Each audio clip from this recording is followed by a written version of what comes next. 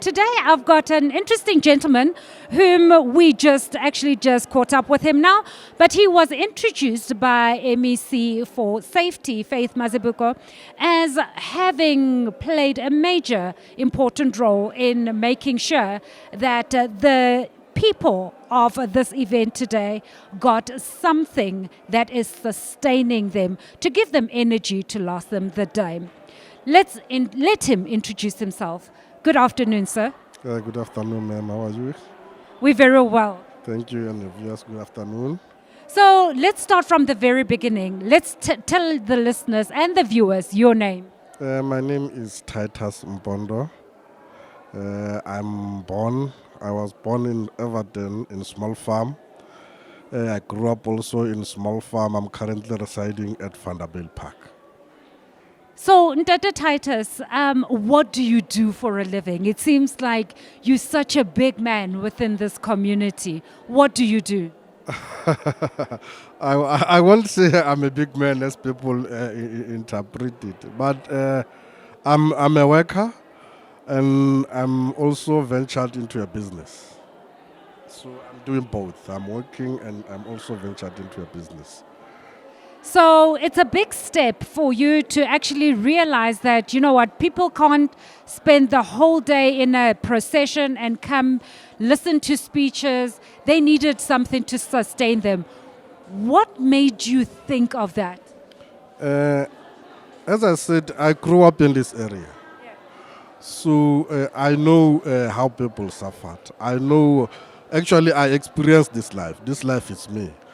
So I know the in and outs of being a young person, growing up in this area without having any food on the table. I know being a young person, waking up in this winter season, going to school without shoes. I know as a young person, wanting to have a warm meal on the table, unfortunately, you don't have it. So I know all those things.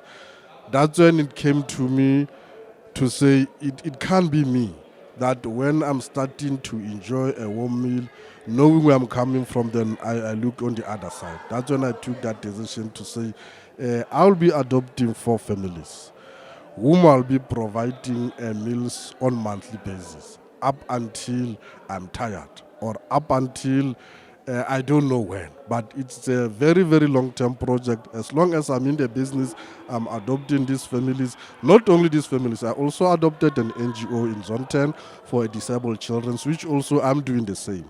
So I'm providing food, I'm providing blankets, I'm assisting. I said I cannot be me just sitting down, having a big stomach, enjoying everything nice, but young people on the ground, they are still suffering. So I said it is my turn to plow back. It is my turn to give back to my community. How do you, in this way, in this light, how do you encourage other people, your peers, your business associates, to do the same as you are doing? I think they are doing. I think quite a lot of them, they are doing the same as we are doing. But now, under the circumstances, political situation, even from the above countries, that how things have changed now.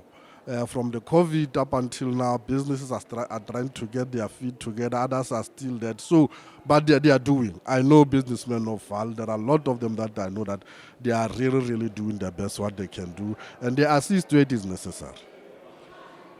It is Youth Month. How do you encourage Youth Month? Because the youth during this month, because at the best of times, you see our youth loitering in the streets when they're supposed to be in classes, getting a solid foundation of education. How would you encourage the youth of today? Because they also have that sense of, you must do something for me. I don't have to do anything. That sense of entitlement. It will be very, very incorrect to encourage one from a different point of view. People who are giving advices, people who are giving ideas, are doing that from the comfort point of view. But trying to advise people who are seriously marginalized.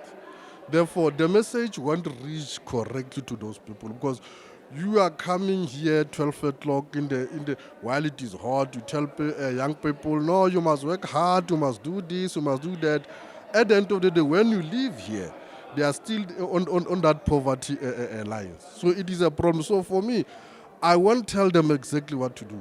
But what I will encourage them to do is to say, you need to work hard. You need to work hard, you need to have dedication, you need to focus on what you want.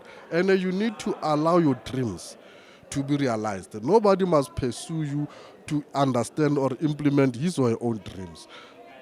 Sit down, do your self-introspection, check what you want. Where you realize your potential, focus on your potential and grow in it. And don't be afraid to talk. Don't be afraid to ask. Don't be afraid to engage. This.